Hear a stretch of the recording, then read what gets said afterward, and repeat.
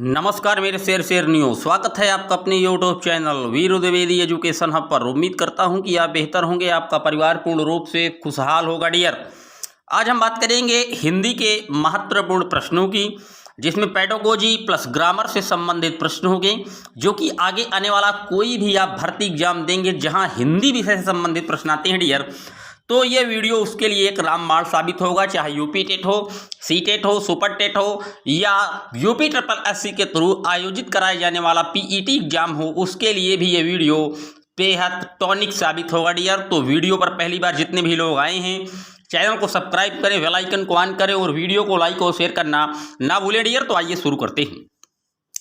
पहला प्रश्न कह रहा है, अन्वेषण या आविष्कार अथवा अन्वेषण का अर्थ जो है किसी वस्तु या देश की जो खोज है जो पहले से ही विद्यमान हो वो होता है। तो आविष्कार का आशय क्या है, ये प्रश्न पूछ रहा है। तो प्रश्न कह रहा है आविष्कार का आशय क्या है, वह वस्तु जिसको उद्भासित कर देना, ज्ञान की पराकाष्ठा पर पहुंच जाना, या किसी वस्तु का सृजन कर देना जो पहले विद्यमान नहीं थी, या कोई भी वस्तु जो पूर्व विद्यमान थी। तो अन्वेषण का मतलब ही है खोज करना। तो किसी वस्तु का क्या सृजन करना जो पहले विद्यमान नहीं थी, यानी कि अन्वेषण का अर्थ ही होता है खोज करना। जो पहले नहीं था उसको हमने खोज लिया, सृजन कर लिया, क्रिएटिविटी कर दी। अब बात आई है अन्वेषण की, तो अगर पूछ ले कि अन्वेषण विधि के जनक कौन है, तो आप बताएंगे कि लंदन के इंपीरियल कॉलेज में रसायन विज्ञान के एक प्रोफेसर थे आर्मस्ट्रांग, उन्होंने ही अन्वेषण या ह्यूरिस्टिक विधि की खोज की थी डियर। तो इसका जो सही ऑप्शन है सी एकदम करेक्ट है। चलते हैं अपने अगले प्रश्न की ओर।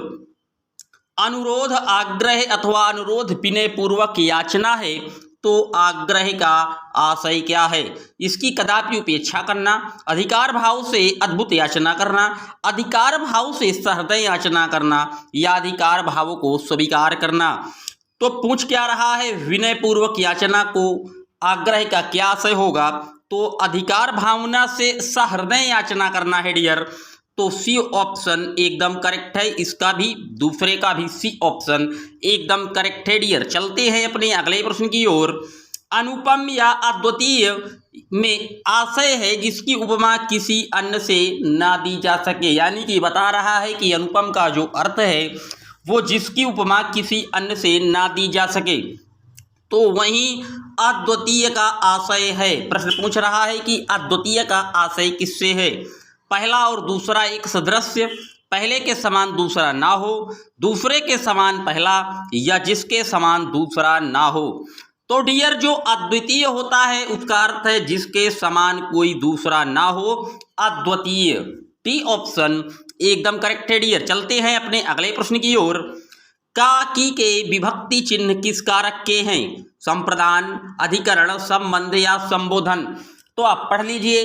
प्रथमा कर्ता ने, द्वितीया कर्म को, तृतीया करण से, चतुर्थी संप्रदान के लिए, पंचमी अपादान से, षष्ठी संबंध का की। तो आप कहाँ आ रहा है का की?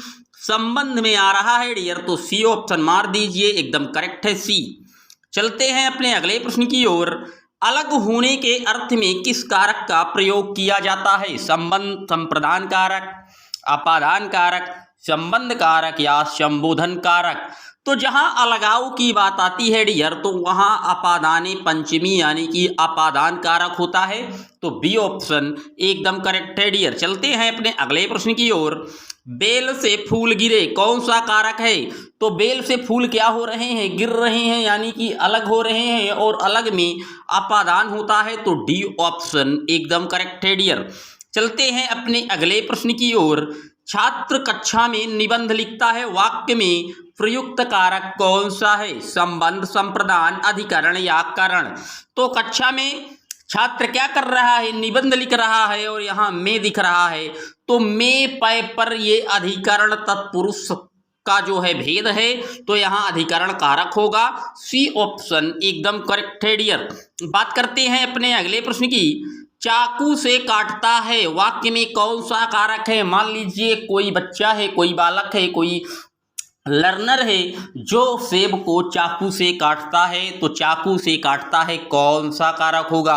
तो से किसमें आता है? प्रथमा पढ़ लीजिए, प्रथमा कर्तानि, द्वितीया कर्म को, तृतीया करण से यानी कि बी ऑप्शन में कर्ण लिखा हुआ है और यही इसका एकदम करेक्ट है जी।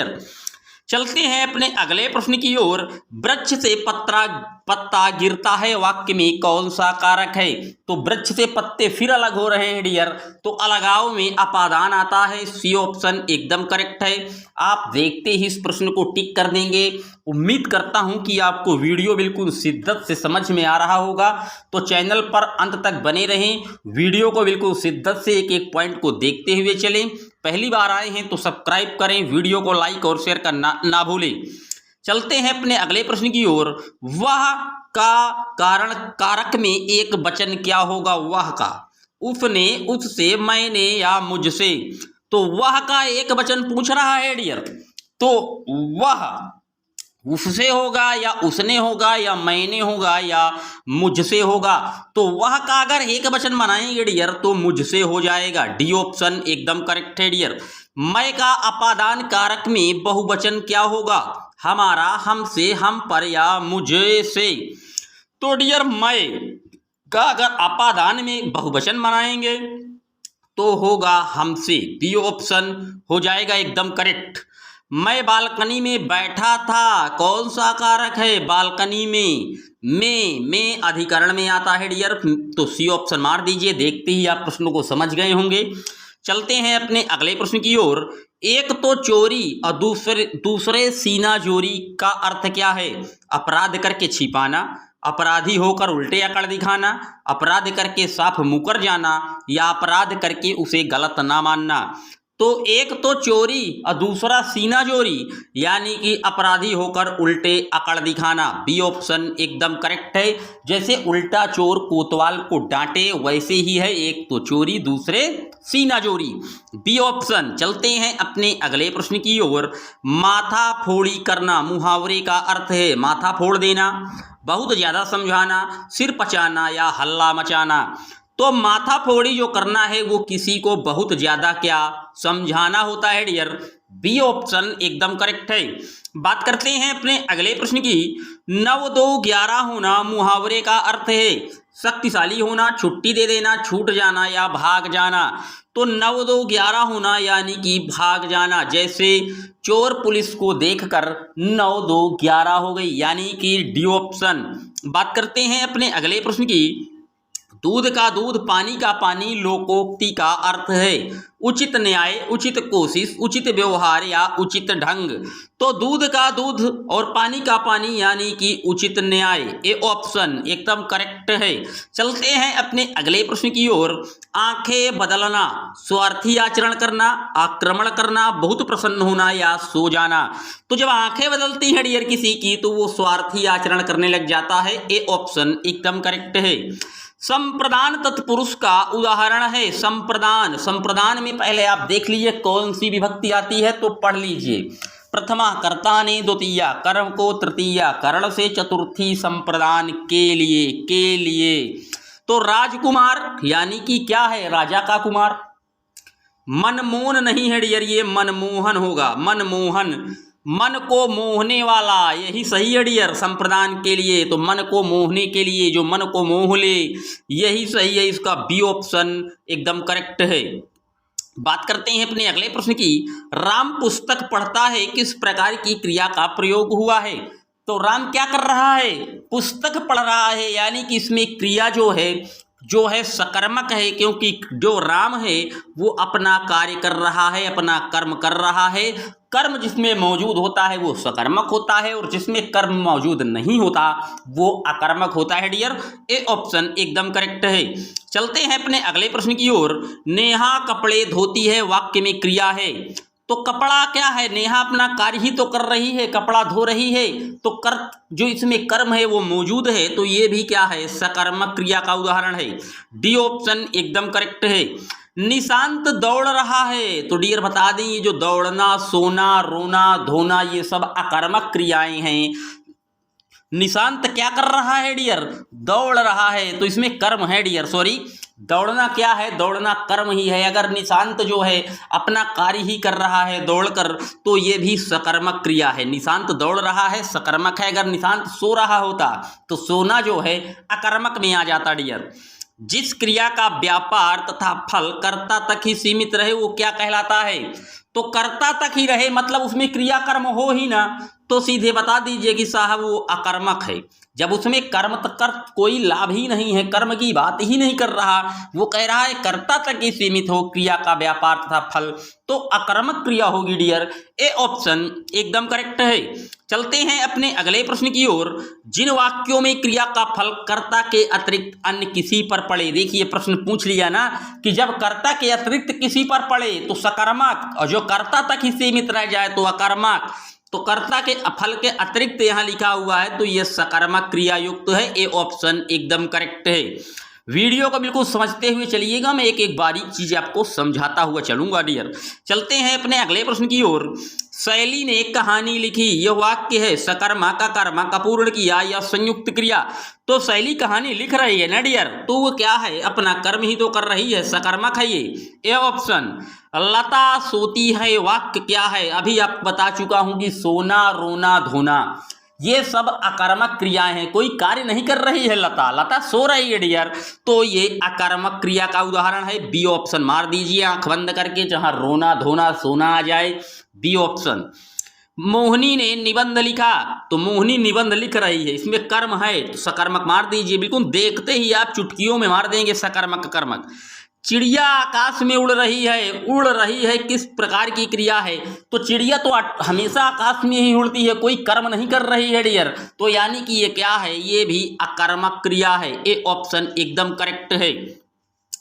नेहा कपड़े धोती है, हो चुका है। मृग का पर्यायवाची नहीं है डियर, कुरंग निरंग कूर्म या वनराज। तो मृग का जो पर्यायवाची नहीं है वो है वनराज, क्योंकि वनराज किसे कहा गया है, वनराज कहा गया है सिंह को, यानी कि शेर को कहा गया है वनराज, वन का राजा। D option. बात करते हैं अपने अगले प्रश्न की। मित्र का पर्यायवाची शब्द कौन सा है? सहपाठी, सहचर, सहोदर या सखा।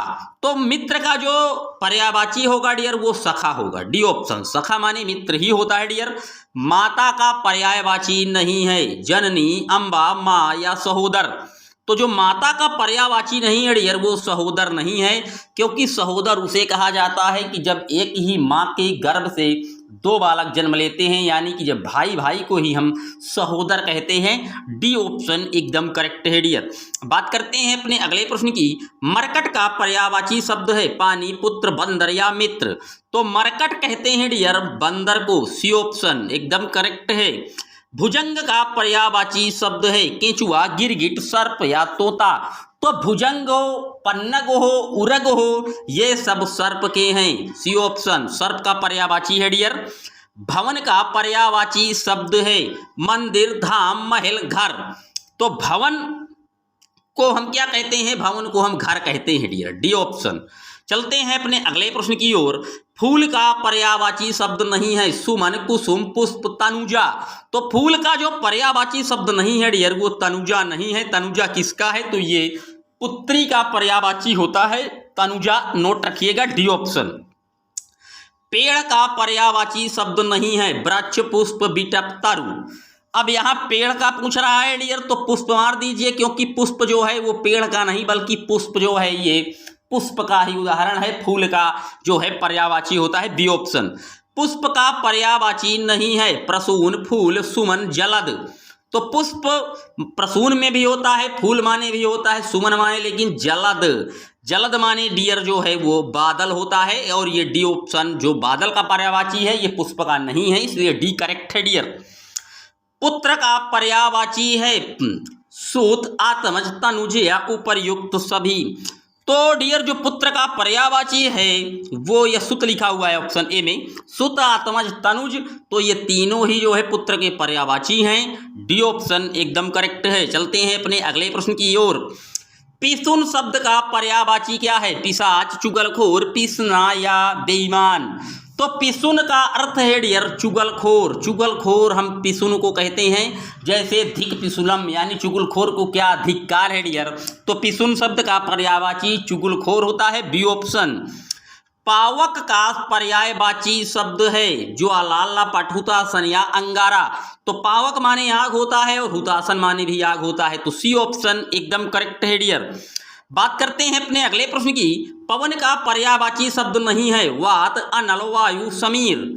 तो पवन का जो शब्द नहीं है वो अनल नहीं है, क्योंकि अनल माने आग होता है।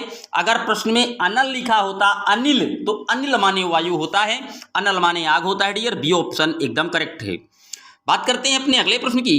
निम्न लोकोक्तियों में से ओछा व्यक्ति अधिक इतराता है या भाव किस लोकोक्ति का हो सकता है। अधजल गगरी छलकत जाए, उल्टा चोर कोतवाल को डांटे, ओछे की प्रीत भालू की भीत, ऊंची दुकान फीका पकवान।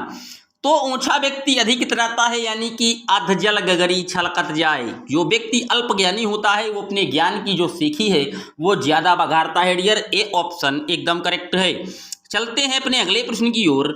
निम्न मुहावरे में किसका अर्थ काम बिगाड़ना है। आसमान सिर पर उठाना, लुटिया डुबोना, कच्चा चिट्टा खोलना या इतिश्री करना। तो किसी अर्थ का काम बिगाड़ना यानी कि लुटिया डुबो देना है, बी ऑप्शन। चलते हैं अपने अगले प्रश्न की ओर। दोनों हाथ में लड्डू होना का अर्थ क्या है। पक्ष और विपक्षी दोनों से लाभ उठाना, सब और लाभ ही लाभ होना, चाहे कार्य सिद्ध हो या ना सिद्ध हो लाभ में ही रहना, या इनमें से कोई नहीं। तो दोनों हाथ में लड्डू का जो अर्थ है वो सब और लाभ ही लाभ होना यानी कि पौबारा होना, बी ऑप्शन एकदम करेक्ट है डियर। बात करते हैं आज के अगले और अंतिम प्रश्न की। दुविधा में दोनों गए, माया मिली न राम लोकोक्ति का अर्थ है। अनिश्चय की स्थिति में व्यक्ति दोनों ओर से क्या हानि उठाता है। अनिश्चय की स्थिति में व्यक्ति ना ऐश्वर्य पा सकता है और ना भक्ति। एक चीज के पीछे पड़कर दूसरी को भी खो देना, या धन की लालच में भक्ति भी खो दी और धन भी प्राप्त ना हुआ। तो दुविधा में दोनों गए, माया मिली न राम यानी कि एक चीज के पीछे पड़कर दूसरी को भी खो देना। सी ऑप्शन एकदम करेक्ट था। ये थे टॉप 50 महत्वपूर्ण प्रश्न जो कि हिंदी ग्रामर और पेडागोजी बेस्ड क्वेश्चन थे। उम्मीद करता हूं कि आपको प्रश्न बढ़िया शिद्दत से समझ में आए होंगे। अगर प्रश्न आपको अच्छे लगे और प्रश्नों का लेवल आपको पसंद आया तो चैनल को सब्सक्राइब करें, वीडियो को लाइक और शेयर करना ना भूलें। मिलेंगे जल्द ही आपसे एक और वीडियो में, तब तक के लिए जय हिंद जय Bharat. Thanks for watching my video.